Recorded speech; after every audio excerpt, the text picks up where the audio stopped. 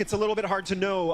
Homan himself, when he gives interviews, he tends to say that they, exercise immigration enforcement authority every single day. So I think he was being a little bit elusive when he answered my colleague Jacob Soborov's question that way. It's unclear how long they're going to be able to keep up immigration enforcement activity at this scale, particularly given this response happening that you see behind me, which does in fact, whether federal authorities want to admit it or not, does in fact get physically in the way of them being able to go to work sites, stage their operations. It is hard for them to do that work at that scale when this kind of thing is happening behind them. This kind of thing takes away a lot of resources, and it just makes it hard for them to move. Now, that is a big question, though, that I don't have the answer to. Will they, in the days to come, continue trying to affect these large-scale immigration enforcement actions in the LA area? Because if they do, it will inevitably continue sort of, pouring gasoline on this conflagration. It's a very big question that we just don't have the answer to at this moment. All right, now adding the National Guard to that. All right, David Noriega from NBC News, thank you so much for joining us. Stay safe out there. We're going to get back to our coverage here from our helicopter news chopper 4.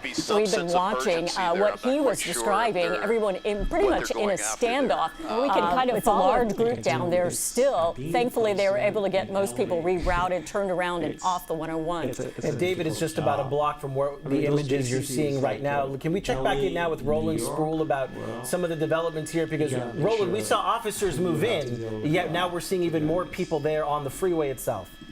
Exactly, south and the standoff is a very good characterization of what we've been watching here at both this freeway underpass and that intersection that officers have been trying to hold down right down the street from the Royal Center.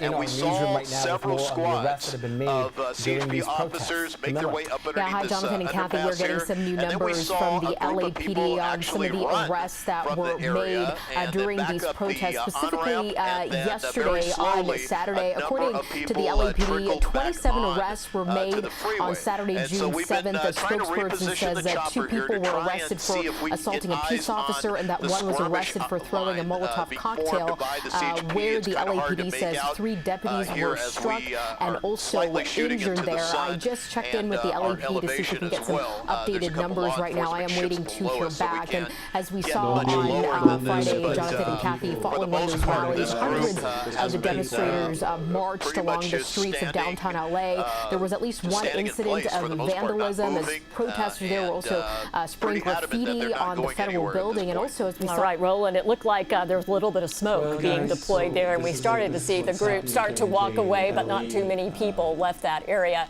Karma Dickerson, our reporter there, is on the ground as well. She is in downtown, has been covering the story all day. Karma, if you could give us a little perspective, what you've been seeing, what you've been covering, and what you're seeing right now, if we can go to Karma. We're showing you exactly what we're seeing right now over the freeway. It's the 101 freeway. We are several blocks back from where a lot of the activity is going on, but if you take back another look from our perspective from the Grand Avenue overpass, you can see the tail end of the chaos that's going on the 101 freeway. Those are the officers. You can see some of the flashing lights just beyond us, a couple of freeway exits down, and from where we are, we can hear what sounds like flashbangs going on. We know there is an effort to clear people from the freeway. So much of the perspective we're getting is the same one that you're getting from News Chopper 4, giving us an idea of what's going on the ground. But if it gives you an idea of just how far this sound and this effect carries, we can see smoke rising just beyond us, a couple of freeway exits down, and hear those bangs going off.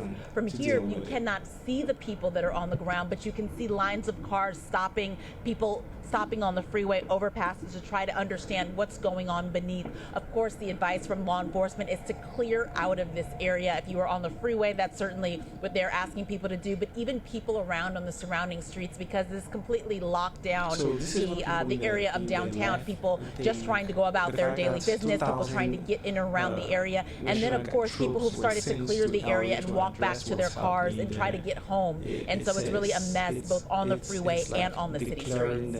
Yeah, this has been declared an unlawful assembly. As we're watching Roland's shots, as we talk to you, Karma, I did see at least one person throw things at officers who were trying to get these protesters off the roadway.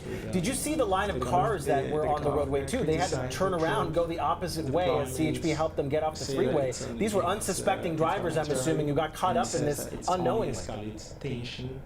Yes, and we saw sort of an unusual sight where you see on the freeway people backing up and coming. And one, I'm not sure if we're able to show them, where we can see, right, the Los Angeles Street exit coming up, but also Broadway just beyond it. We saw cars that were pulled under the underpass and had to back up and go back off on Broadway to try to get out of this standstill traffic and trying to get clear of this area. So for the most part, at least from our perspective, we can see that the freeway is clear of these cars coming on, but that is because so many of those unsuspecting drivers were diverted and had to drive off of the freeway, in some cases turning around or driving backwards. Yeah, we're watching the traffic nightmare right now as drivers are trying to get off the road, and then people, they're all lined up there just watching. We have people, and then in between officers, and then on the guardrail, people standing there talking to the officers, taking pictures, and then other people who were part of that crowd down below. And it is interesting, Karma, as we talk to you, we are seeing those, we see your shot here with more CHP officers arriving, and we're seeing also the first movement of people kind of backing up as officers converge there underneath that underpass, or that overpass rather. They're right underneath it, and it's just this ongoing standoff. It's interesting to watch in real time. And Karma, it seems to be completely disorganized out there in terms of the protests that were once organized. Now it's just seemingly a bunch of people everywhere.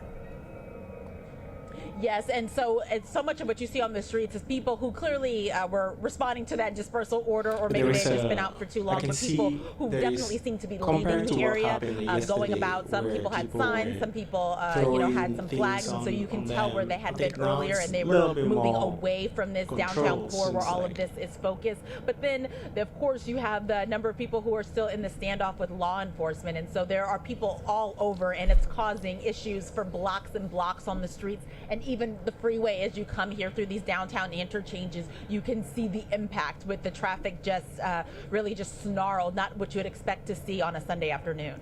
And how is that traffic moving? Are you seeing people? I mean, here it looks relatively organized. It's just kind of a mess. And earlier when we saw people turning around, they really seemed like they were desperate to get out of there, which I understand. They're caught in the situation. They want to get out. They don't know what's happening. Absolutely, and keep in mind, especially if you're in the car and not necessarily aware of what's going on or which is the best way to get out, you're hearing these loud pops and you're seeing smoke rise in the air. You have no idea what is the best way to get out of this and how quickly you need to be moving, and that's not, you don't have a lot of options when you're stuck in freeway traffic. Fortunately, at least from the perspective we're showing you now, they've done a lot to clear, to either shut down entrances and exits and clear the backup of traffic, at least in this particular section, so people don't find themselves stuck in it. But it looks like we are seeing, I believe this car you're watching drive up now is also a law enforcement car. At least I think I could tell that from the license plate as it was driving up. So no more just ordinary people out and about driving up to this, but people are certainly impacted on the streets surrounding it. Yeah. Our Karma Dickerson there on the ground in downtown LA. Karma, thank you. Stand by and continue to stay safe. I want to see if we can go back up quickly to Roland Sproul, because Roland, we're finally seeing some movement here with CHP officers there trying to finally get this crowd off the 101 there. Yes, and we have seen what appears to be the flashbangs that Karma was referring to. We've seen the smoke as well, and that seems to be having some effect, as well as officers now advancing to push these people back off the freeway. And what occurs to me, what is striking to me, is they may have been using this freeway underpass as cover and concealment until such time that they needed to advance. I know yesterday and Friday they were talking about people throwing bottles and rocks and that sort of thing at officers. So it may quite possibly have been that they were using this as a little bit of cover and concealment from the people that are on the overpass, from having things thrown on them until such time that they needed to advance and try and get these people off the freeway.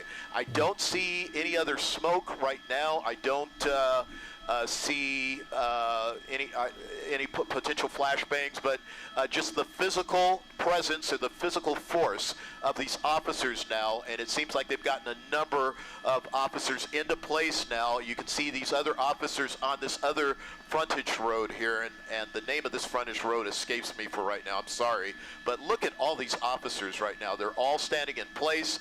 They've been able to get a lot of the onlookers that were standing there on that frontage frontage road off of there. This may also be an on-ramp. Let me pull out of the shot here. This might be the northbound on-ramp. And they were able to get those people off of there. So you have officers standing in a place, and then you have officers on the freeway that just by their physical presence now starting to push people away and push them off the freeway.